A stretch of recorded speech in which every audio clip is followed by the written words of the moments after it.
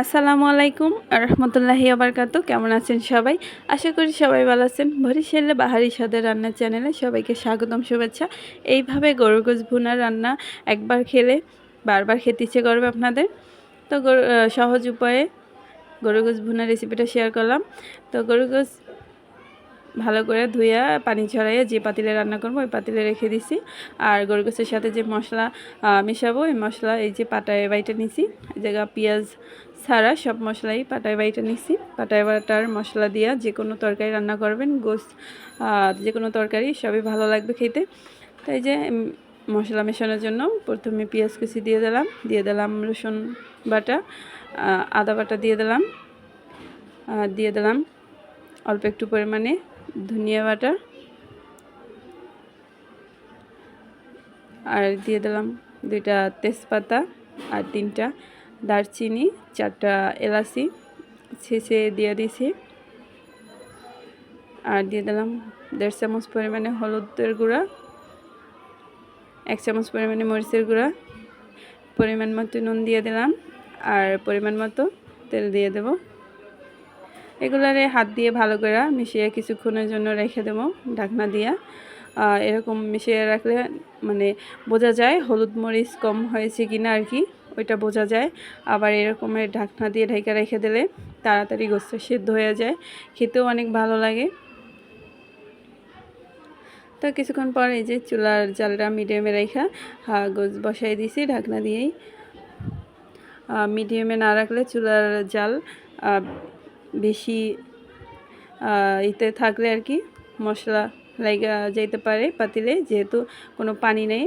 মিডিয়ামে রাখলে চুলার জাল আস্তে আস্তে পানি বের হয়ে যাবে, যে দেখতেই পাইতেছেন আপনারা আস্তে আস্তে পানি বের হইতেছে।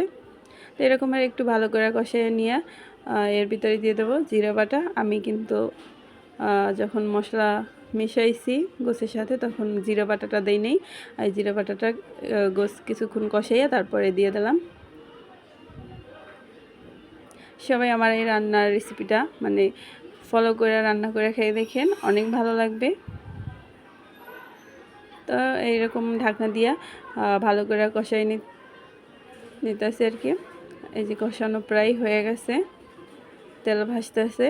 তো এখন আর কি 2টা আস্ত গোলমরিচ দিয়ে দেবো।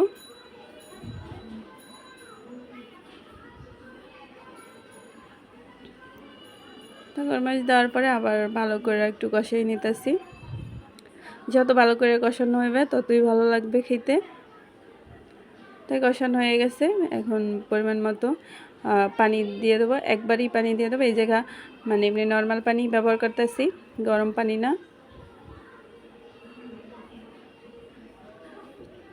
পরিমাণ মতো পানি একবারই দিয়ে দিতেছি। এবার চুলার জালটা বাড়াই দেবো।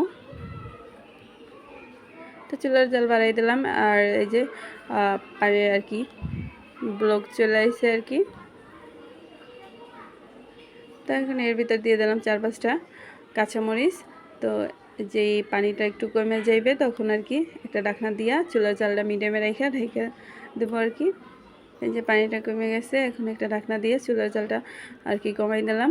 আস্তে আস্তে পানি কমে যাইবে আর গোশ সিদ্ধ হয়ে যাইবে। এই যে দেখেন পানি কমে গেছে আর গোশও অনেক মানে এই যে সিদ্ধ হয়ে গেছে, কত সুন্দর দেখা যাইতেছে। তো সবশেষে আর কি গোশের উপরে ভাজা জিরার গুঁড়া দিয়ে দেবো। ভাজা জিরার গুঁড়া দিলে অনেক সুন্দর একটা ঘ্রাণ আসে আর খেতে অনেক ভালো লাগে। কতটা লোভনীয় হয়েছে দেখেন, একবার খাওয়ার পরে বারবার খেতে ইচ্ছে করবে আপনাদের। তো এই ভিডিওটা ভালো লাগলে সবাই লাইক কমেন্ট শেয়ার করবেন, চ্যানেলটা সাবস্ক্রাইব করবেন। আল্লাহ হাফেজ।